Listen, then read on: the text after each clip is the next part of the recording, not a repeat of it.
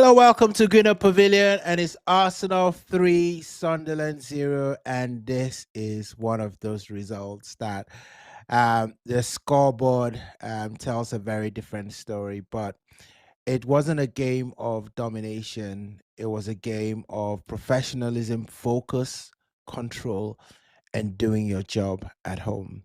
So we're going to go into our 3 ups and 3 downs as we like to do in this post-game reaction, and properly break down some of the things that we saw in the game, what Arsenal did well, and what Arsenal can improve on.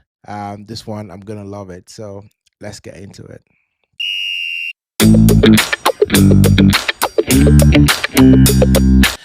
Okay, let's start with the first up for this game, and let's start with the obvious difference maker, and that is Viktor Gyökeres. Gyökeres comes on, plays 30 minutes, has 2 shots, 2 on target, 2 goals. Now, here's the key, guys. His XG is 0.69, but his XG on target is actually 1.10. So what does that tell me? It tells me that he didn't need a lot of touches. Like I said, he had 2 shots on target. He had 2 goals. So it was about shot quality. And it does feel like Viktor Gyökeres is beginning to warm into the Arsenal team. And hey, not starting any trouble or anything. But this is without Saka and Odegaard in the team. It just kind of tilts the focus of the team a little bit more, suiting Gyökeres. And it showed, in the goal that he scored, especially that first goal that had Havertz all over it. I tell you that Odegaard or Saka in that same position would have tried a shot.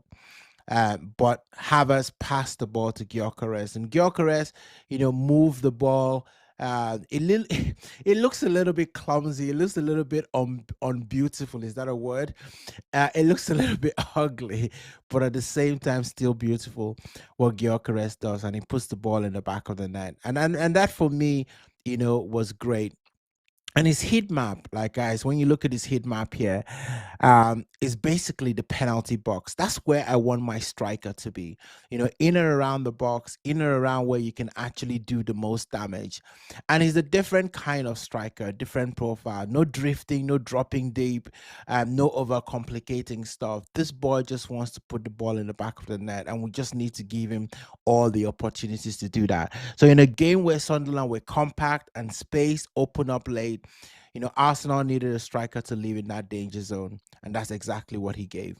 So brilliant, Viktor Gyökeres. Okay, second up, and look, this guy features a lot in our 3 ups, every single game. He's just incredible, and I know before the comparison starts, and everyone talks about, how good is he? John Terry, Rio Ferdinand, Virgil van Dijk, all of that stuff.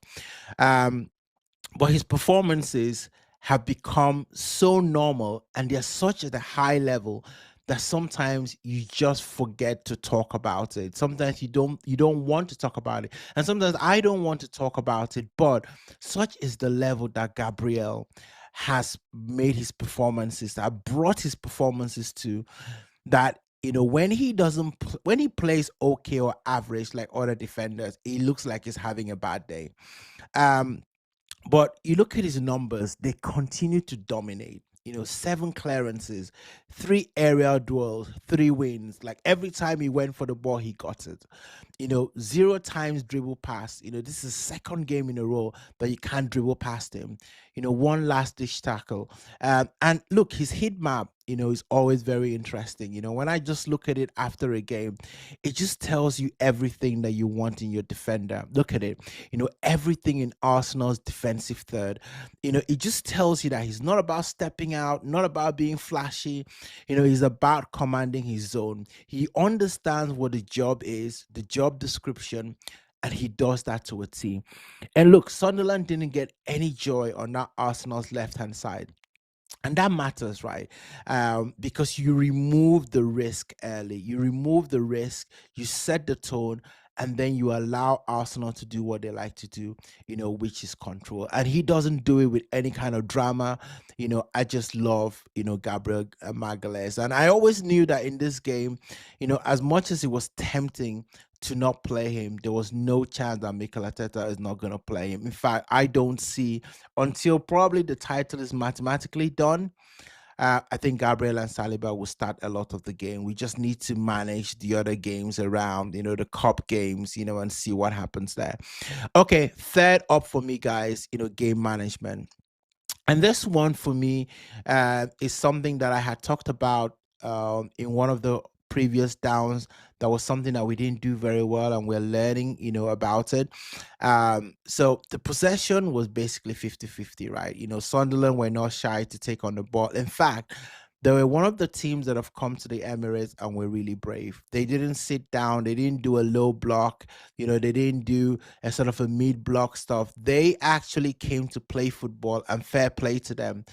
The trouble is that when you do that, against a team like Arsenal, who have so much quality in the final third, this is what happens. Arsenal will score 3, and that's why a lot of teams don't come and do that at the Emirates. And then of course they blame Arsenal.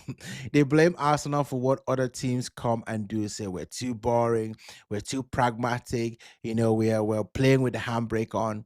But it's just what the teams come, and we just, we do what the opposition does. And it's like one of my other favorite sports, the NFL, and the Super Bowl is tomorrow. So I'll be watching that.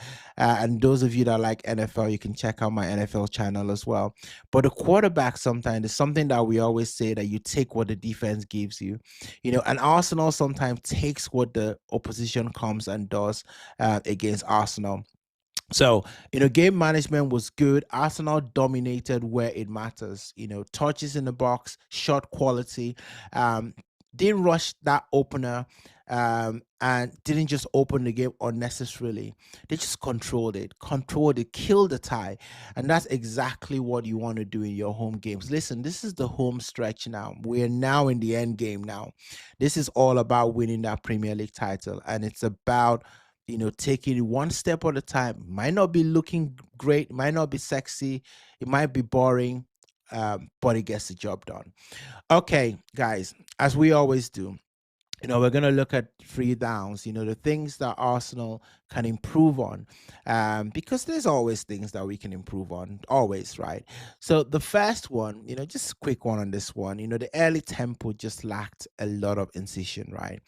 First half, especially early on, Arsenal were a bit too comfortable, I would say.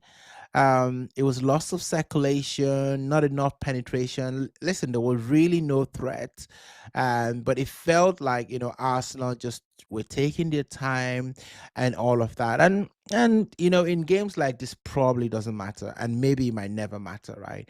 But you always feel like against quality opposition, especially when you're playing at home, if you allow them to settle into the game, they would have their moments, and then you can lose your window. So, I mean, it's just for me, control with an edge, just have a bit of an edge, around you. And maybe that has got to do with, the second down that I'm going to talk about. And that is Jesus' profile for this game and the game state. Now, I understand what Mikel Arteta was trying to do. You do have to manage all the strikers that we have and give them as many minutes as possible. And see, today we played all 3 of them, Havertz, Jesus, and Gyökeres. And this down is not a personal one. It's just more of a tactical one. It's not as if, I'm having a go at Jesus or anything like that. But, you just look at his numbers. He had, an XG of about 0.01. He was caught offside 3 times, right? And listen, Jesus' profile is very different. He drops a bit deeper, he links, he moves defenders. But I think in this game, Arsenal needed more box presence. Now, I say that, and that kind of looks very hindsight because of what Gyökeres did, and perhaps because of how Sunderland is set up, to be very strong in the box. Maybe the first half wouldn't have been a game for Gyökeres, So even though I kind of, say this as something to improve, it is very much a hindsight, sort of thing, because it could be a case of, Gyökeres came into a lot more tired defenders and then he was able to do his damage. So maybe that's more credit to Mikel Arteta, to really reading the game properly, and knowing the right kind of players to play. Like he always says, the players that are starters, players that are finishers, all are very important because they all play, a separate part, in the game. And Sunderland sat deep, and space, appeared late. So it's possible that that happens, but undeniably, Gyökeres changed the game. He did change the game when he came on, and there's probably, we're gonna see more of that in the future. Okay, final one, guys. Some loose passing in the build-up, especially in the second phases. And Kai Havertz actually summed this up. Kai Havertz actually, played very well.